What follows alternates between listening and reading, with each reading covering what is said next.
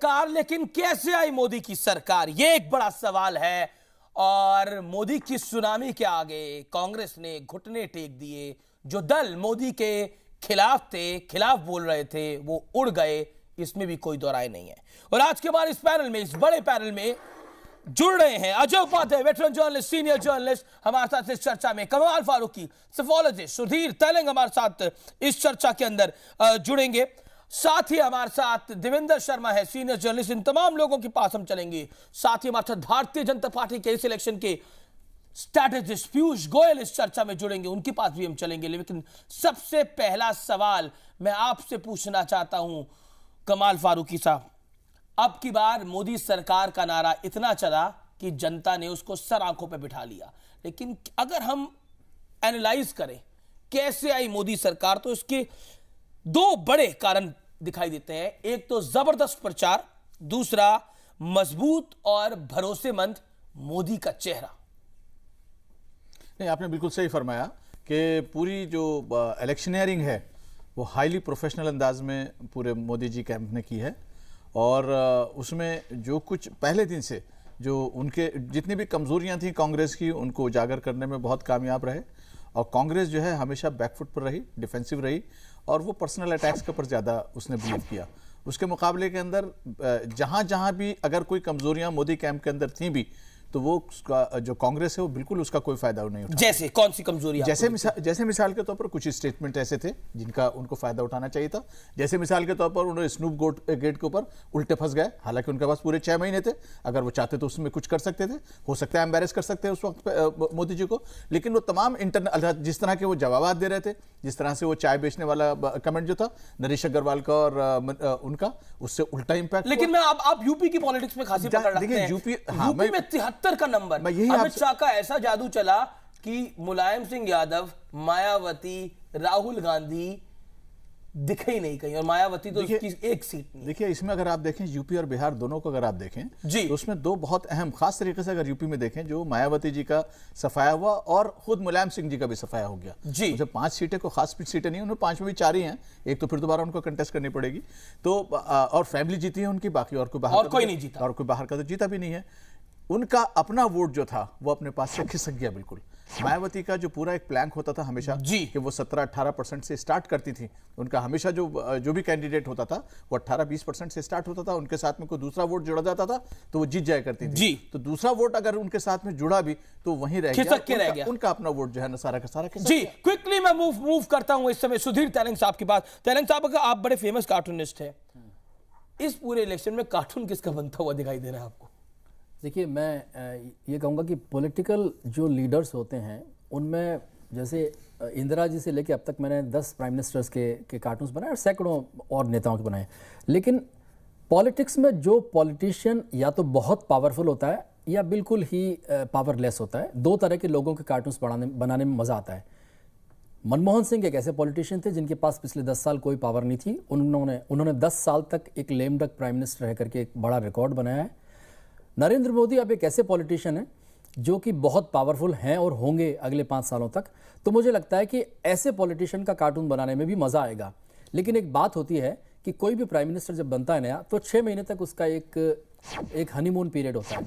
वो पत्रकारों के लिए भी होता है, देश के लिए भी होता है और कार्टूनिस्ट के लिए भी होता है। उन 6 महीनों में उसके बारे में, उसके खिलाफ कार्टून बनाना लगभग मुश्किल होता है। तो ये 6 महीने हमारे लिए बहुत टेस्ट के होंगे। लेकिन पिछले 60-70 सालों में एक भी प्रधानमंत्री ने हमको 6 महीने से ज़्यादा तक दुखी नहीं रखा है। 6 महीने के बाद वो अपने आप को बदल करके कार्टूनिस्ट के लिहाज से बहुत सारी ऐसी चीज़ें करने लगते हैं। मुझे मोदी जी से भी आशा है कि वो कुछ हमारे लिए करेंगे। लेकिन अगर इस समय कांग्रेस के ऊपर आप कोई कार्टून बनाओगे तो क्या बनाएंगे? जी, कार्टून कांग्रेस पे इतने बनाए हैं पिछले 10 सालों में, और मुझे लगता है कि आने वाले समय में जो सबसे, मुझे लगता है जब आप पावर खो देते हैं, जब आपके पास में कोई शक्ति नहीं रहती है, तो उस वक्त आप जब कार्टून बनाते भी हैं तो you have a feeling of pity for them. Manmohan Singh जैसे एक कैरेक्टर हैं जिन पे मैंने कई कार्टून्स बनाए। जैसे मनमोहन सिंह पर कल के अखबार में, मैं एशियन एज और डेक्कन क्रॉनिकल में फुल पेज कर रहा हूँ मैं एक पिछले 10 सालों के बेस्ट कार्टून्स का। अब मैं आपको ये बताना चाहता हूँ कि मनमोहन सिंह के जैसे आज अगर आप कार्टून बनाना चाहें तो क्या बनाएंगे आप ये बनाएंगे कि मनमोहन सिंह 2004 में एक बहुत बड़ा ह्यूज फिगर था कुर्सी पे, उसके बाद वो 2009 में उसका कद थोड़ा घटा, और उसके बाद में अगर मैं 2014 बनाऊंगा तो उस कुर्सी से वो गायब हो चुके हैं। जी। और राहुल गांधी के लिए? राहुल गांधी, जहां तक मैं कहूंगा कि राहुल गांधी की जो प्रेजेंस थी जी। इस पूरे इलेक्शन में वो लगभग नहीं के बराबर थी। और राहुल गांधी ने जिस तरह से ये चुनाव लड़ा है उसमें मुझे लगता है कि एक जो इन्होंने, पहली बात तो ये कि राहुल गांधी सामने आकर के लड़ना ही नहीं चाहते हैं जी। और जब ये सामने आए तो इन्होंने प्रधानमंत्री और पूरे कैबिनेट का जो डिसीजन था उसको फाड़ के फेंकने की कोशिश की। उन्होंने कहा ये नॉनसेंस है। देखिए, हिंदुस्तान में कोई भी व्यक्ति अपने प्रधानमंत्री की इंसल्ट कभी भी मंजूर नहीं करते। जैसे आप अपने पेरेंट्स की इंसल्ट कोई सड़क चलता हुआ आदमी कर दे तो उसको आप मंजूर नहीं करते।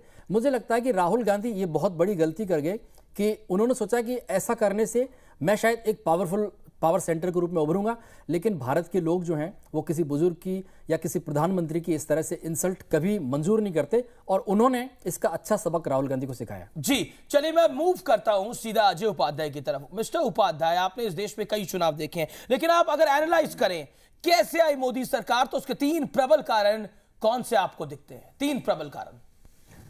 देखिए, आपने 3 कारण पूछे हैं, हो सकता है कि नरेशन में एक आध कारण और भी पड़ जाए जी, लेकिन सबसे बड़ी चीज़ ये है कि पहली बात तो ये है कि कांग्रेस पार्टी ने भरपूर मौका दिया नरेंद्र मोदी और बीजेपी और उनके साथियों को अपने ऊपर चढ़ाई करने का। एक के बाद एक घोटाले होते गए। सीएजी ने 2G की रिपोर्ट पे कमेंट किया, 2G की रिपोर्ट कैबिनेट में गई, सुप्रीम कोर्ट में गई, वहाँ पे जिस तरह से इन्वेस्टिगेशन हुए, तो 2G का घोटाला जो है वो सबसे पहले एक बहुत बड़े फैक्टर के रूप में इमर्ज किया जिसमें सरकार की बेबसी दिखाई पड़ने लगी। तो सुप्रीम कोर्ट के सामने बेबस होना, सीएजी के सामने बेबस होना, ऐसी कोई भी संस्था नहीं थी अपनी जो उनके मातहत सीबीआई काम करती थी उसके भी सामने बेबस होके रहना। जी। ये बेबस सरकार एक बहुत बड़ा कारण बन गई उस पर हमला करने के लिए। उन्होंने अपने को वल्नरेबल बनाया। और दूसरी तरफ बीजेपी के पास गुजरात में एक ऐसा चीफ मिनिस्टर था जो अपने स्ट्रांग आर्म के लिए जाना जाता था, स्ट्रांग आर्म के लिए जाना जाता था, जो गुड गवर्नेंस और डेवलपमेंट के लिए जाना जाता था। तो ये जो फैक्टर था, उस फैक्टर में मोदी ने जब तीसरी बार अपनी विजय हासिल की गुजरात में, उसके बाद वो तुरंत ही ये बात फैलने लगी कि अब वो प्राइम मिनिस्ट्रियल कैंडिडेट हो सकते हैं।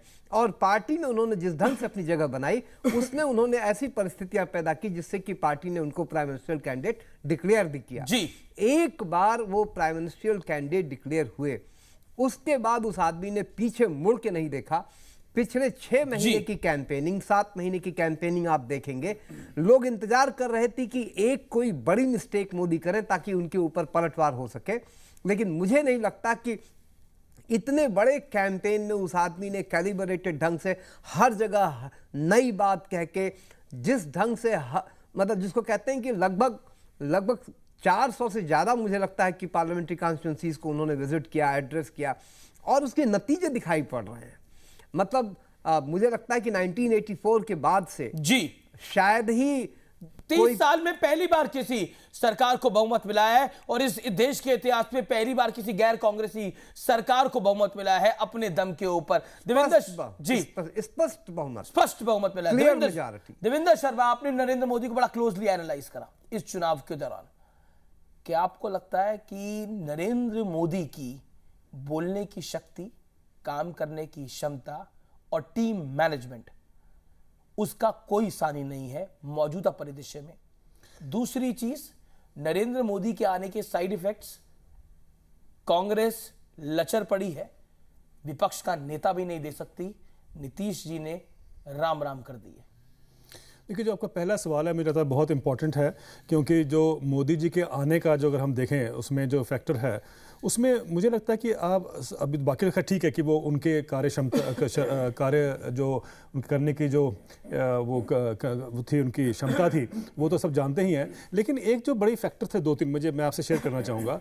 एक तो उन्होंने कैंपेनिंग और स्ट्रेटजी के जो उनके बैकरूम बॉयज़ होंगे या जो भी उनकी टीम थी, एक ऐसा बेंचमार्क आप देश के इलेक्टोरल पॉलिटिक्स में सेट कर दिया है कि मुझे लगता है कि अब अगले इलेक्शंस में सबको उसको अचीव करने के लिए एक तरह का एफर्ट करना पड़ेगा। क्योंकि देखिए एक प्राइम मिनिस्टर कैंडिडेट दिन में 4-4, 5-5 रैलीज को एड्रेस करना, क्रिस क्रॉस करना, कंट्री में फ्लाई करना, कुछ छोटी बात नहीं है। उसके ऊपर से इंटरव्यूज देना, सुबह 6 बजे इंटरव्यू दे रहे हैं, रात को 10 बजे इंटरव्यू दे रहे हैं, दैट वाज ट्रेमेंडस। और देश में एक मैसेज जाता है साहब, जब लोग जानते हैं कि ये कैंडिडेट जो हैं सुबह उठ के पहले अपना योग करके आधा घंटा पौना घंटा, फिर उसके बाद वो दिन भर वो काम करते हैं और फिर शाम को जाके ईमेल्स भी चेक करते हैं और रात को 3 घंटे सोते हैं। I think it was commendable. Do you think, okay Devendra Sharma, Congress मुक्त भारत का नारा नरेंद्र मोदी के लिए कारगर साबित हुआ?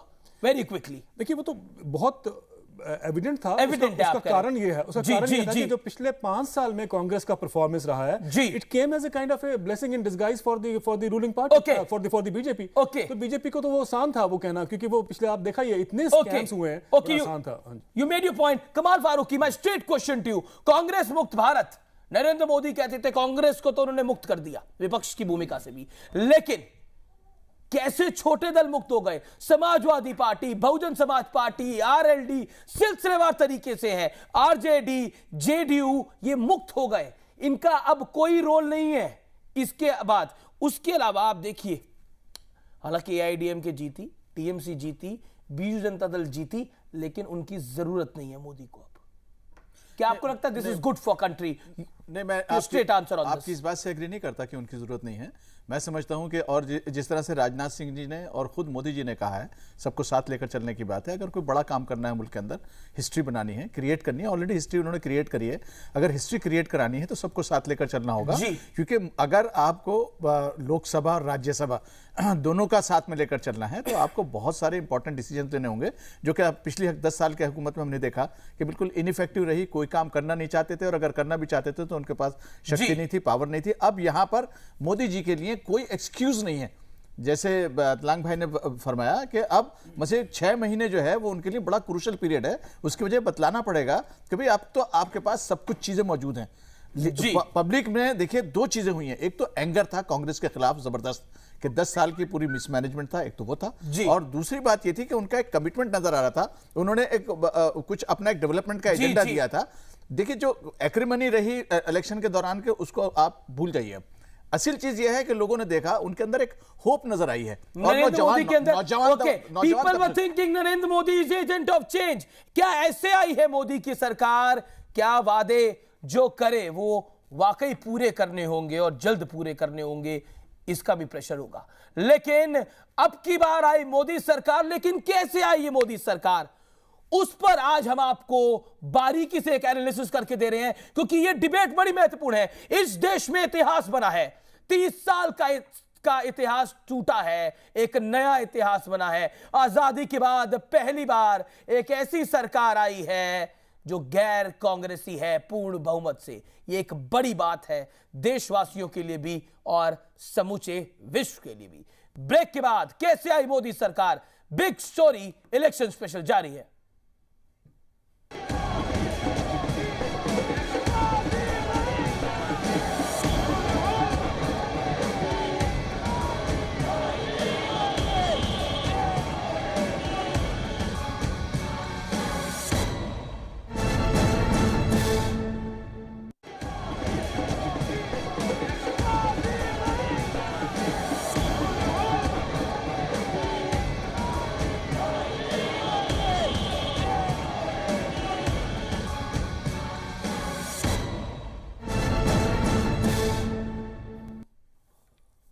आप देख रहे हैं बिग स्टोरी बिग डिबेट में हूं अमीश देवगुन।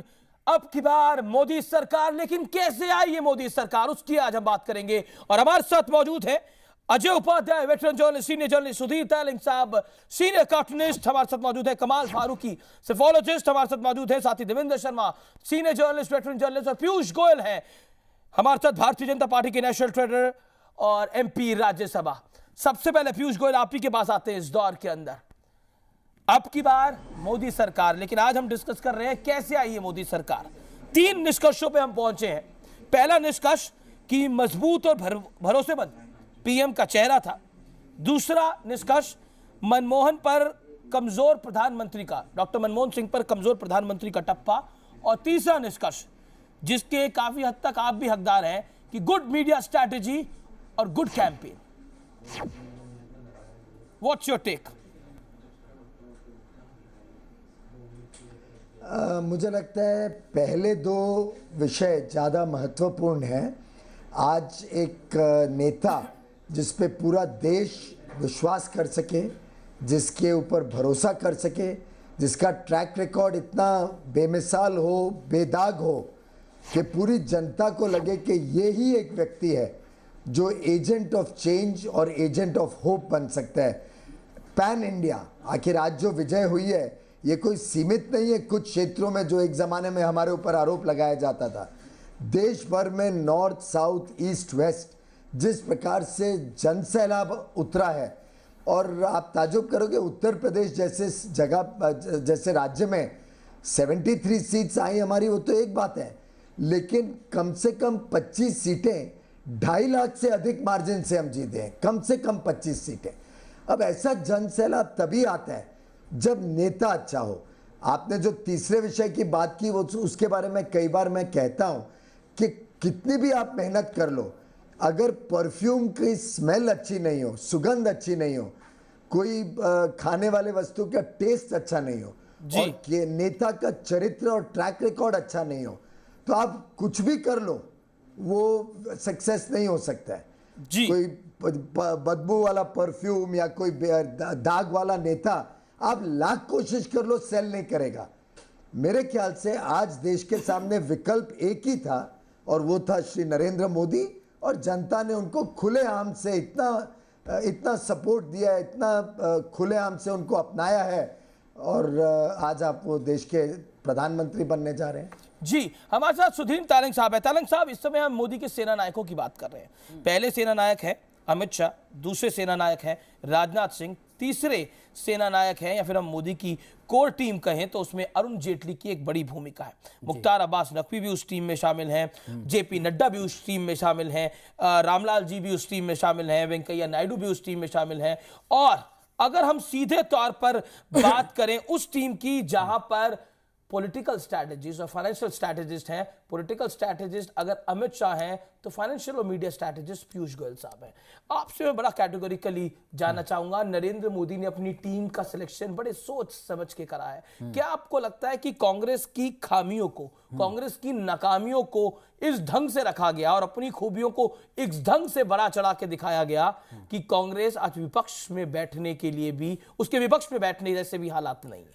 देखिए, ऐसा है कि अभी पीयूष जी ने भी कहा कि खराब प्रोडक्ट को आप कितनी भी अच्छी एडवर्टाइजिंग कर लें आप नहीं बेच सकते। लेकिन ये जो इनकी जीत हुई है उसमें हकीकत है ये कि इनकी जो पूरी टीम है उसने जिस प्रोफेशनल तरीके से मार्केटिंग और एडवर्टाइजिंग का इस्तेमाल किया, और हर वो माध्यम जहां पर वो लोगों तक पहुंच सकते थे उनसे इन्होंने कम्युनिकेशन किया। राहुल गांधी और उनकी जो पूरी टीम थी उसके साथ में सबसे बड़ी समस्या ये थी कि उनके पास एक तो प्रोडक्ट अच्छा नहीं था, और पिछले 10 वर्षों का जो इतिहास था वो अच्छा नहीं था, और तीसरी बात ये थी कि वो कम्युनिकेशन करना शायद जानते भी नहीं थे, और क्योंकि जो लीडर कम्युनिकेट करने के लिए फ्रंट में आ रहा है उसको कम्युनिकेट करने की कला ही नहीं थी उसके पास में। अब सोनिया गांधी पढ़ करके भाषण देती हैं, 15-20 सालों से वो पॉलिटिक्स में, लेकिन आज भी जो हिंदी में वो भाषण देती हैं शायद वो अभी भी उनका कुछ टूटा फूटा सा होता है, तो वो इंप्रेसिव भाषण कभी नहीं हो सकता। एक आपने राहुल गांधी पे तो एक कार्टून बना दिया, लेकिन सोनिया गांधी और राहुल गांधी दोनों पे क्या कार्टून बनाएंगे ये बताइए। अब देखिए, ये मैं सिर्फ आपको ये कहूंगा, कार्टून तो मैं आपको जो बनाऊंगा वो आप अखबार में देखिएगा, और यहाँ पर मैंने आपको एक कार्टून के बारे में बताया भी था। लेकिन मैं आपसे ये कहूंगा कि जो राहुल गांधी, इनकी जो टीम की जो हार हुई है उसके पीछे मैं आपको छोटे से बहुत संक्षेप में 2 चीज़ें बताना चाहूँगा कि पिछले कुछ वर्षों से हिंदुस्तान में एक क्रांति का माहौल था, और जेसिका लाल के वक्त में हुआ।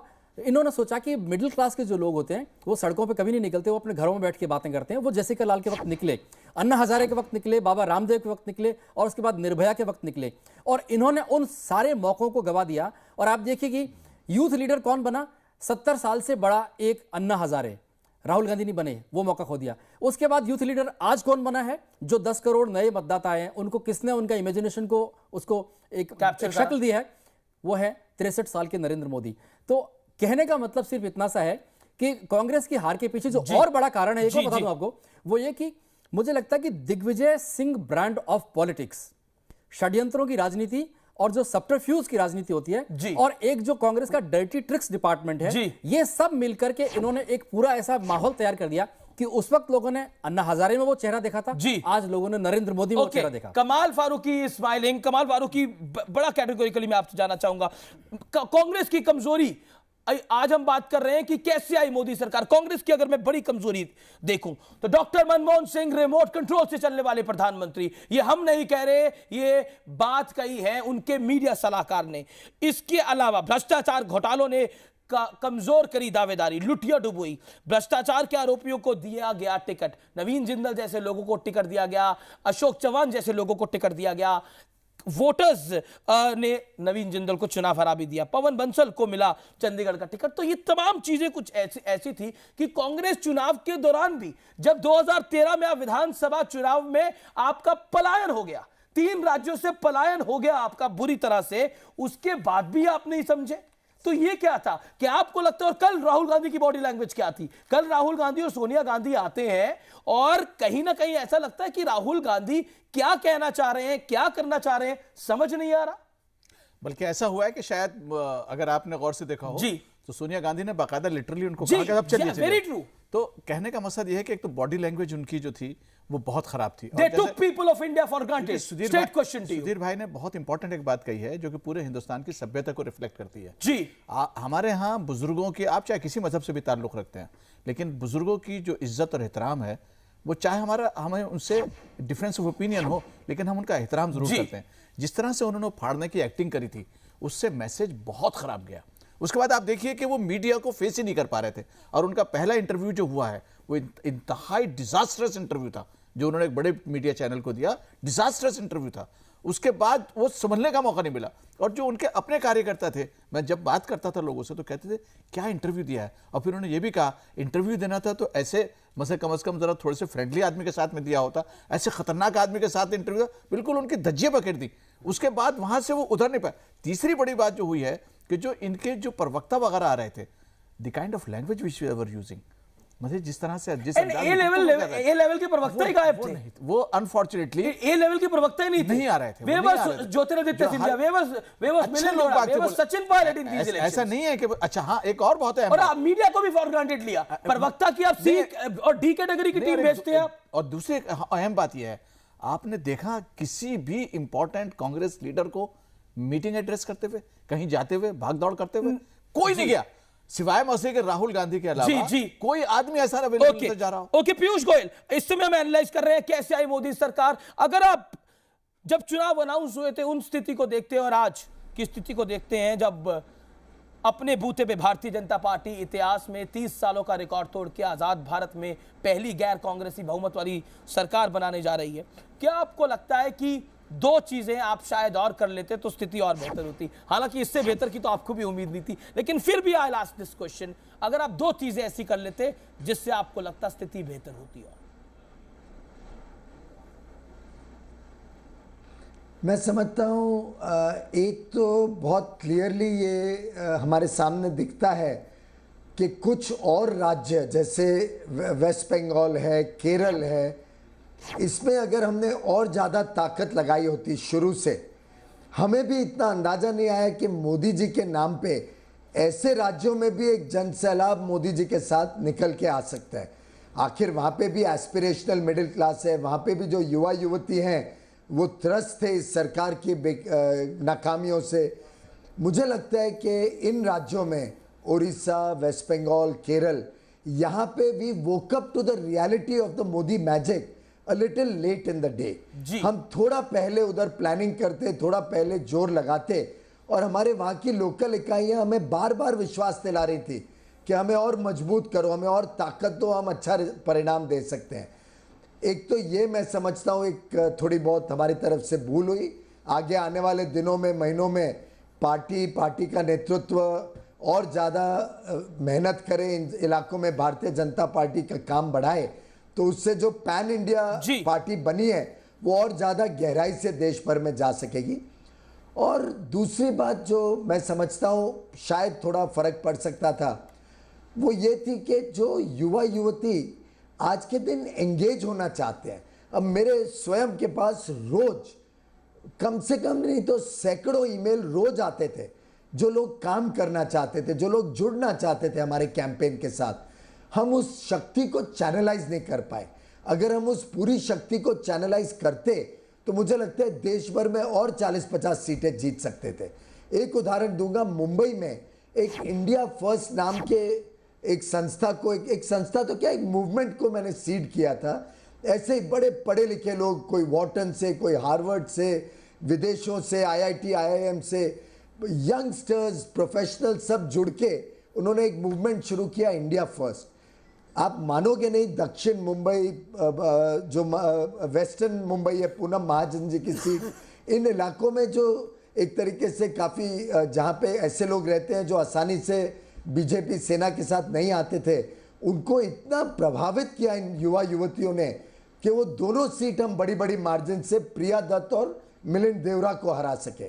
तो मुझे लगता है देश भर में अगर ये प्रयोग और ज़्यादा हम करते, वैसे तो काफी बड़ी मात्रा में किया गया, पर उसकी और ज्यादा संभावना थी। चलिए, ये तो बात हुई आप क्या करते हैं, लेकिन मेरा अगला सवाल बड़ा इंपॉर्टेंट है। लेकिन उससे पहले मैं ग्राउंड रियलिटी बताना चाहूंगा। मोदी की बड़ी ताकत क्या है? मोदी की बड़ी ताकत है Amit Shah, ground level strategist है, जिन्होंने उनको 73 सीटें लाके दी हैं। मोदी के दिल्ली दरबार में कौन सबसे भरोसेमंद है? वो अरुण जेटली हैं, जो पॉलिटिकल स्ट्रैटेजिस्ट है। मोदी के फाइनेंशियल स्ट्रैटेजिस्ट कौन है, मीडिया स्ट्रैटेजिस्ट कौन है? वो पीयूष गोयल साहब है। ये 3 बड़े चेहरे हैं जो नरेंद्र मोदी के पीछे काम करें। इसके अलावा अब आपको मिलवाते हैं कुछ ऐसे नामों से जो मीडिया में नहीं आते। ये नाम भी काफी खास हैं। पहला नाम इसमें है भरत लाल का। भरत लाल साहब गुजरात भवन में रेजिडेंट कमिश्नर हैं। अब तक दिल्ली की हर हलचल वो नरेंद्र मोदी को बताते हैं। भरत लाल। दूसरा नाम है के कैलाश नाथन का, IAS ऑफिसर, गांधीनगर में मोदी के चीफ प्रिंसिपल सेक्रेटरी, प्रशासनिक फैसलों में मोदी को सुझाव देते रहे हैं, नरेंद्र मोदी को राजनीतिक इनपुट देने का भी खासा काम किया है। तीसरा बड़ा नाम है AK शर्मा का, मोदी के एडिशनल प्रिंसिपल सेक्रेटरी हैं, वाइब्रेंट गुजरात समिट में खास भूमिका, PMO में टीम मोदी का बन सकते हैं बड़ा हिस्सा। इसके अलावा नरेंद्र मोदी के कुछ खास लोग हैं, जो 3 तो दिल्ली इस समय आ चुके हैं ऑफिशियली, लेकिन कुछ लोग अभी और गुजरात से दिल्ली का सफर तय करेंगे। लेकिन एक और ऐतिहासिक बात हुई इस चुनावों के अंदर कि दिल्ली की सरकार दिल्ली में नहीं बनी, गांधीनगर में बनी। क्या आपको लगता है अजय उपाध्याय, इतिहास में यह चुनाव याद किया जाएगा, पहली बार एक जमीनी नेता देश का प्रधानमंत्री बनने जा रहा है? पहली बार वो नेता जो दिल्ली दरबार की कोठरी का पार्ट नहीं था, प्रधानमंत्री बनने जा रहा है। क्योंकि इसीलिए नरेंद्र मोदी को शायद इतना बड़ा समर्थन मिला है, बीजेपी को इतना बड़ा समर्थन मिला है। बिल्कुल ठीक बात है। ये दिल्ली के लिए ये मुझे लगता है पहला मौका होगा जब, ऐसे तो देवगौड़ा साहब भी प्राइम मिनिस्टर हुए और बाकी लोग हुए, लेकिन जब वो हुए तो बाई एक्सीडेंट हुए थे। वो जिसको नेचुरल क्लेम कहते हैं, जिस आधार पे नरेंद्र मोदी अभी जीत के आ रहे हैं, वो आधार नहीं था। नरेंद्र मोदी पहली बार वो प्रधानमंत्री बनेंगे जो मुख्यमंत्री की पद से इस पद पे ग्रेजुएट करेंगे, और वो जब ग्रेजुएट कर रहे हैं तो अपनी ताकत लेके आ रहे हैं। तो दिल्ली में जो तमाम लोग दिल्ली के जानकार कहे जाते थे, उनके बीच में एक मिस्ट्री एलिमेंट है जी, कि आखिर इनके इर्द गिर्द कौन है, ये कैसे काम करते हैं, किस तरह के लोग आएंगे। तो दिल्ली का वो मार्केट जी, जिसको हम कहते हैं कि जिसमें तमाम बड़े व्हीलर डीलर हैं, जिसमें तमाम I am sorry to use this word, touts, political touts होते हैं कुछ जो कि कैप्चर कर लेते हैं सरकारों को। क्या आपको लगता है अजय उपाध्याय पॉलिटिकल टाउट्स इस सरकार से भी दूर रह पाएंगे? क्योंकि जब भी कोई सरकार आती है तो ये पॉलिटिकल टाउट्स ये हर फील्ड में होते हैं, they come and they capture government, जो सरकार को जनता से दूर ले जाते हैं, जो सरकार को मीडिया से दूर ले जाते हैं। That's the problem. And Narendra Modi usually use this word, news traders का भी वो इस्तेमाल कई बार करते हैं। तो मैं जो बात कह रहा हूं, पीयूष, हाँ, कि दिल्ली के वो तमाम लोग आज की तारीख में ये तलाश कर रहे हैं कि आखिर वो कौन सा आदमी होगा जिसको हम पकड़ें, जिससे कि नरेंद्र मोदी तक हम पहुंच सके। जी जी, Piyush Goyal, what's your take on this? This is very important, क्योंकि जो पॉलिटिकल टाउट्स होते हैं, I am sorry to use this word, जो पॉलिटिकल टाउट्स होते हैं वो कहीं ना कहीं मैग्नेट बनने की कोशिश करते हैं, जो दोनों चीजों को अट्रैक्ट करती है। आमिश जी, मैं दो बातें कहना चाहूँगा। एक तो आपने कुछ अफसरान के नाम लिए, मैं आपको विश्वास दिलाता हूँ कि उनकी जो ऑफिशियल ड्यूटीज़ हैं उसमें वो खूबी से काम करते हैं, लेकिन हमारे जो राजनीतिक सेटअप है उसमें उनका कोई काम नहीं है, कोई जिम्मेदारी नहीं है, कोई योगदान नहीं है। नहीं, मैं ये नहीं कह रहा वो राजनीतिक फैसलों में इंटरफेयर करते हैं, चीफ मिनिस्टर के स्टाफ को वो पड़ती है, क्योंकि वो नरेंद्र मोदी का स्टाफ है, बैकरूम स्टाफ है, उनको लोग नहीं जानते वो कितना इंपॉर्टेंट रोल प्ले करते हैं। Okay Piyush Goyal, you please go ahead. Amish ji, हमारा पूरा कैंपेन दिल्ली से रन हुआ, चाहे उनकी रैलियां हो, चाहे मीडिया ब्लिट्स हो, चाहे सोशल मीडिया कैंपेन हो, उन्होंने कभी भी राजनीतिक कैंपेन और ब्यूरोक्रेसी को मिक्स नहीं होने दिया। ये मैं समझता हूँ एक बहुत बड़ा उनका स्टाइल ऑफ मैनेजमेंट है। कई लोगों को एक गलत फहमी है, आपने भी अभी जिक्र किया, जैसे कोई गांधीनगर से कैंपेन चला और प्रधानमंत्री जी बने मोदी जी। मैं आपको विश्वास दिलाता हूँ, Modi ji has empowered all of us कि जिस को जो व्यक्ति को जो जिम्मेदारी दी उन्होंने, हम 26 कमेटी के अलग अलग हेड्स थे, सबको एम्पावर किया, सबको काम करवाया, और जो व्यवस्था बैठी पार्टी की उसने पूरा कैंपेन चलाया। और मैं एक तरीके से सैल्यूट करता हूं नरेंद्र भाई को कि उन्होंने हम सब पे विश्वास किया, हम सबको इतना अच्छा काम करने का मौका दिया। लेकिन दूसरी बात जो आपने टाउट्स की कही, मेरे ख्याल से आज के दिन दिल्ली का अगर कोई टाउट कोई है तो वो जरूर विदेश की टिकट निकाल रहा होगा या ढूंढ रहा होगा कैसे कानून के लंबे हाथ से मैं बचूं। नरेंद्र मोदी जी की जो विशेषता रही है, 12 वर्ष में गुजरात में जो सुशासन उन्होंने दिया है, 12 वर्ष में जो आपको एक शासन मिला जहां एक स्कैम की बू नहीं मिली, एक कोई व्यक्ति आप मुझे दिलवा दो जो बोल सके कि वो गुजरात सरकार में कोई काम करवा देगा, कुछ रिश्वत दिलवा देगा। नहीं, इस चुनाव में आरोप भी लगे, पीयूष गोयल साहब, इस चुनाव में आरोप भी कई लगे। तो मेरिट हो जाएगा, मैं राजनीति छोड़ने को तैयार हूं। सॉरी, इस चुनाव में आरोप भी कई लगे।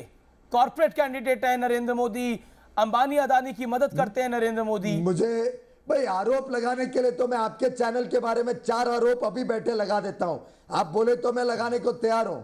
आरोप लगाना, बिना बेबुनियाद आरोप लगाना, ये राजनीतिज्ञों का, खास करके जो सूडो सेक्युलरिस्ट राजनीति करते हैं, जिनको जब कोई मुद्दा नहीं मिलता है तो या तो धर्म के नाम पे लोगों को बांटते हैं या सोशलिज्म के नाम पे लोगों को बांटते हैं। उनको फॉल्स आरोप लगाने के अलावा कोई और आता नहीं है। मुझे लगता है आप लोग स्वयं इसके भुक्तभोगी हो, और ये बात जनता समझ ले कि ऐसे लोगों ने किस प्रकार से देश का सत्यानाश किया, और जनता ने उनको सही जवाब भी दे दिया। जी, मैं एक छोटा सा ब्रेक लेता हूं, लेकिन ब्रेक के बाद हम बात करेंगे कि पहली बार इतिहास में ऑपोजिशन बनाने के लिए कोalition करना पड़ रहा है, यानी विपक्ष बनाने के लिए गठबंधन करना पड़ रहा है। ये भी बड़ा इंटरेस्टिंग है। ब्रेक के बाद इस पॉइंट में मैं सीधे सवाल पूछूंगा, आप देखते रहिए। अब की बार मोदी सरकार, लेकिन कैसे आई मोदी सरकार? Big story special.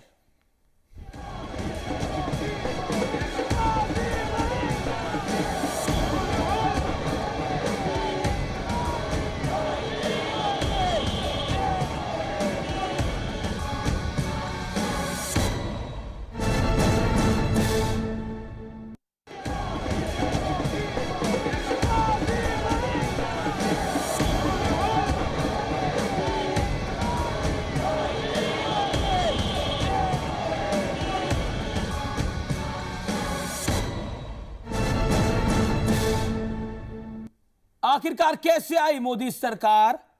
क्योंकि बीजेपी कह रही थी अब की बार मोदी सरकार, लेकिन एक बड़ा इंटरेस्टिंग हुआ इस इलेक्शन के अंदर। कोalition बनाने पड़ते थे सरकारें बनाने के लिए, कोalition बनाने पड़ते थे सत्ता लेने के लिए, लेकिन पहली बार ऐसा होगा इतिहास में कोalition बनाना पड़ेगा ऑपोजिशन बनाने के लिए। देवेंद्र शर्मा, क्या आपको लगता है यह अपने आप में ऐतिहासिक मूवमेंट है? आपको याद होगा कुछ दशक पहले से बात हो रही है कि देश में और या राजनीति में अब कोलिशन के अलावा कोई चारा नहीं है। हर इलेक्शन पे हम सुनते थे कि पॉलिटिकल पार्टीज कहती थी कि देखिए ये तो हमारी मजबूरी है, कोलिशन का सिस्टम जो है वो आ चुका है। लेकिन इस इलेक्शन में और इससे पहले अगर आप स्टेट इलेक्शन भी देखें तो दो को देख के मेरा ये कहीं एक सवाल उठता है कि कहीं देश ने एक मैसेज दे दिया है कि अब कोलिशन से वो तंग आ चुका है, अब वो चाहता है कि सरकार ऐसी है जो स्टेबल हो, जो कुछ डिलीवर कर पाए। और ये शायद एक बहुत बड़ा मैसेज आपको इससे मिलता है और दिसंबर की जो इलेक्शन हुई थी उसमें भी मिलता है कि लोगों ने राज्यों में आपने देखा है कि पूरा उन्होंने एक ऐसा इलेक्टोरल वर्डिक्ट दिया है जो एक ऐसी पार्टी के खिलाफ, पार्टी के फेवर में गया है जो डिलीवर कर सके। जी जी। और ऐसे ही मुझे लगता है कि अब जो ये हुआ है, शायद सवाल उसमें ये खड़ा होता है कि क्या वो कोलिशन का जमाना जो है शायद खत्म हो गया जी जी। और अब देश एक्सपेक्ट कर रहा है। और मुझे लगता है कि अगर अब मोदी साहब ने अगर डिलीवर आप कह रहे देश ने मैसेज दिया कि कोलिशन गवर्नमेंट नहीं चाहिए, सिंपल नहीं मेजॉरिटी की चाहिए। सरकार चाहिए। जी। लेकिन मेरा सवाल बड़ा सीधा कमाल फारूकी आपसे, ऑपोजिशन इस कंडीशन में जब सरकार जो है स्टेबल है जी। तो ऑब्वियसली जो ऑपोजिशन है वही कोलिशन करेगी और कौन कर सकता है? ऑपोजिशन बनाने के लिए कोलिशन इतिहास में पहली बारी। सीधा जवाब इस पर आपका मैं चाहूंगा। देखिए, अभी मैं एक बात ये बताऊं आपको कि ये it is too early. Sudhir भाई ने एक बात बहुत कही थी कि अब ये 6 महीने का हनीमून है, तो इसमें बीजेपी का हनीमून हो सकता है, लेकिन सरकार का हनीमून हो सकता है। लेकिन दो चीजें, ऑपोजिशन कांग्रेस 42-44 तक पहुंच गई है। आप ये देखिए, अब लीडर ऑफ ऑपोजिशन कौन बनेगा, कैसे बनेगा, ऑपोजिशन बनाने के लिए कोalition की जरूरत है। बिल्कुल सही कहा आपने, बिल्कुल सही कहा, लेकिन ये स्थिति हमेशा रहने वाली नहीं है। ये 5 साल तो रहेगी। ये 5 साल भी उस वक्त तक रहेगी अगर आपने कमिटमेंट जो है पूरे करने शुरू कर दिए। अगर लोगों को ऐसा, क्योंकि ये जिसने आपको वोट दिया है ना, वो यंगस्टर्स ने वोट दिया है, और यंगस्टर्स जो है वो उतावला होता है, बहुत ज्यादा इंतजार नहीं कर पाएगा। तो और हमारे पास कोई एक्सक्यूज भी नहीं है, मोदी जी के पास कोई एक्सक्यूज नहीं है कि मैं क्यों ये काम नहीं कर पा रहा हूं, ब्लैक मनी क्यों नहीं ला पा रहा हूं, प्राइसेस क्यों डाउन नहीं कर पा रहा हूं। बीएसपी, जेडीयू जैसी पार्टियों का वजूद खत्म हो गया इस चुनाव के अंदर। इनका तो किसी ना किसी टाइम पर वजूद खत्म ही होना था, एसपी हो या समाजवादी पार्टी हो या बीएसपी हो, क्योंकि जो इन्होंने राजनीति करी थी अल्टीमेटली इनका हासिल यही होना था। ओके पीयूष गोयल साहब, my straight question to you tonight, इतिहास में पहली बार ऑपोजिशन को गठबंधन करना पड़ेगा विपक्ष बनाने के लिए, सरकार बनाने के लिए नहीं। नरेंद्र मोदी की सुनामी ने कांग्रेस को तो घुटने टिका दिए, लेकिन उन क्षेत्रीय दलों को भी घुटने टिका दिए जो बार्गेनिंग पावर रखा करते थे। जनता दल यूनाइटेड सुपड़ा साफ हो गया, 2 सीटें, इस्तीफा दे दिया गया। मुलायम सिंह यादव की पार्टी समाजवादी पार्टी, परिवार के 5 लोग जीत के आए हैं, हालत खराब हो गई। कांग्रेस 42-44 पर पहुंच गई है। इसके अलावा बीएसपी, उनके पास तो कुछ है ही नहीं, जीरो, कुछ भी नहीं है उनके पास। क्या आपको लगता है नरेंद्र मोदी की सुनामी जो आई, जिसे हम लहर कहते हैं, जिसे हम वेव कहते हैं, उसने कई चीजें बदल के रख दी और भारत की राजनीति में पहली बार विपक्ष का गठबंधन होगा? और खुद नरेंद्र मोदी ने भी यह बात बोली है बनारस में। आमिश जी, मेरे ख्याल से नरेंद्र मोदी जी ने एक बड़ा उदार दिल दिखाया जब उन्होंने कल अहमदाबाद, वडोदरा में, आज बनारस में ये बात रखी कि वो देश में एक लोगों के दिल का कोलिशन चाहते हैं। वो चाहते हैं वो भी पार्टीज जिनकी चाहे 0 सीट्स आई हो या बहुत ही हालत खराब हुई हो चुनाव में, वो भी साथ में कोऑपरेट करें। आखिर हम सब देश के प्रति वचनबद्ध हैं कि देश की सेवा करें। और मैं समझता हूं कि सभी पार्टियां, आखिर कोई हर एक पार्टी में हर एक व्यक्ति बुरा नहीं होता है, सभी पार्टी के अच्छे लोग मिलके देश के निर्माण का काम, देश हित का काम, जनता के हित का काम जब मिलके करेंगे तो मुझे लगता है कोई भी हमारे देश को रोक नहीं सकता है। कोलिशन बने ऑपोजिशन का, वो लोग तो सेक्युलरिज्म के नाम पे कोलिशन बना ही सकते हैं कभी भी, बट वास्तु स्थिति यह है कि नरेंद्र भाई ने विकास के नाम पे एक नेशनल कंसेंसस की बात की है। और मैं भी अपील करूंगा कि अब पुरानी बातें, राजनीति को छोड़ के हम एक फ्रेश बिगिनिंग के लिए तैयार हो जाएं। लेकिन आपको ऐसा नहीं लगता वो तमाम पार्टियां, आम आदमी party, Janata Dal United, SP, BSP, जिन छोटी पार्टियों ने नरेंद्र मोदी का विरोध किया, वो खत्म हो गई?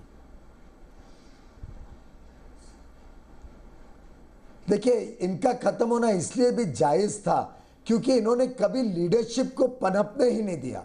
एक परिवार की लीडरशिप या एक व्यक्ति की लीडरशिप।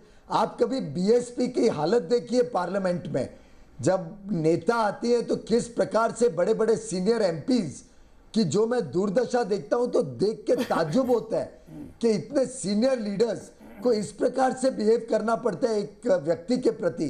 मतलब हम भगवान के सामने ऐसे नहीं बिहेव करते हैं जैसे एक नेता के सामने लीडर्स, पॉलिटिकल लीडर्स को करना पड़ता है। मैं समझता हूं जनता ने इस बात को पहचाना कि भारतीय जनता पार्टी एकमात्र पार्टी है जिसमें कंसेंसस की राजनीति है, जिसके पास एक वैरायटी ऑफ लीडर्स है, जिसके लीडर्स अपनी बात रख सकते हैं, जिसका एक सामान्य कार्यकर्ता चाय की दुकान पे चाय बेचते बेचते bye sheer dint of hard work, honesty and commitment देश का प्रधानमंत्री बन सकता है। जनता को ये बात आकर्षित की है, जनता को लगा finally there is a party where merit prevails not surname. Okay, Sudhir Tailang साहब, फाइनल कमेंट। ऑपोजिशन के लिए गठबंधन, क्या आपको लगता है कि ये दिलचस्प कार्टून होगा? देखिए, ऐसा है कि ये 1984 के वक्त जो अपोजिशन की हालत थी वो शायद इससे भी ज़्यादा ख़राब हुई थी, और इस वक्त जिस तरह से अपोजिशन का सुपड़ा साफ हुआ है उसमें किसी दूसरे का कोई दोष नहीं है, उनका अपना ही दोष है। और कल किसी ने कमेंट भी किया था कि ये सारी जो पॉलिटिकल पार्टीज है वो लालू सिंड्रोम से पीड़ित हैं, जिसमें सिर्फ वोट बैंक पॉलिटिक्स की जाती है और इसके अतिरिक्त परफॉर्मेंस पे कोई जोर नहीं रखा जाता। जैसे लालू यादव, बाढ़ आ गई पटना में तो उन्होंने कहा था कि क्या बहुत अच्छा हो गया, गंगा मैया आप लोगों के घर में आ गई खुद। उनके पास बाढ़ का कोई समाधान नहीं है, सिंपैथी के 2 वर्ड नहीं है, उन्होंने इसको मजाक में उड़ा दिया। वो कहते हैं कि साहब गंगा मैया आपके घर में आइए, देखिए सबके घर में अपने आप आ गई।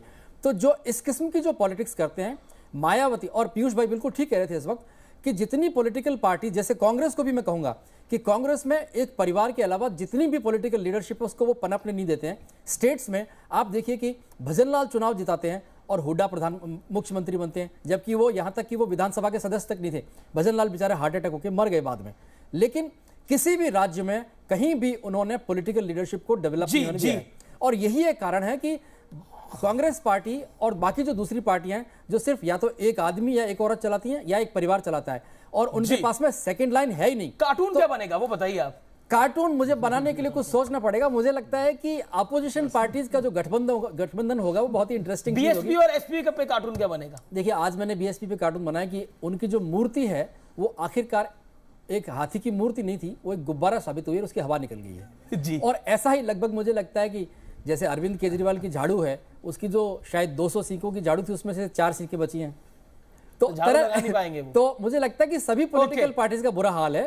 और मैं अंत में सिर्फ एक ही बात कहूंगा कि ये चुनाव जो है इसलिए महत्वपूर्ण है कि इसने एक तो वंशवाद को नकारा है और दूसरा नॉन परफॉर्मिंग एसेट्स को इसने पूरी तरह से नकार दिया है। तो ये दिस इज इंटरेस्टिंग, ये सारी पॉलिटिकल पार्टीज इस हवा में साफ हो जाएंगी। Okay, final comment on Arvind Kejriwal. Piyush Goyal, final comment, 20 seconds please go ahead. मुझे लगता है कि कभी भी आप एक मूवमेंट जब चलाते हो तो उस मूवमेंट की शुद्धता रखना बहुत जरूरी है जी। जब आप उस मूवमेंट में छल करते हो, जब मूवमेंट के लीडर के साथ ही बेईमानी करते हो, जब जनता को कुछ आश्वासन देते हो और फिर मुकर जाते हो, तो मुझे लगता है जनता कभी ऐसे लोगों को माफ नहीं करेगी जी। इस चुनाव में ये सिद्ध हो गया। दिल्ली के चुनाव आप देखिए, 7 सीट बीजेपी जीती है। अरविंद केजरीवाल ने मान अपना डिपॉजिट बचाया है।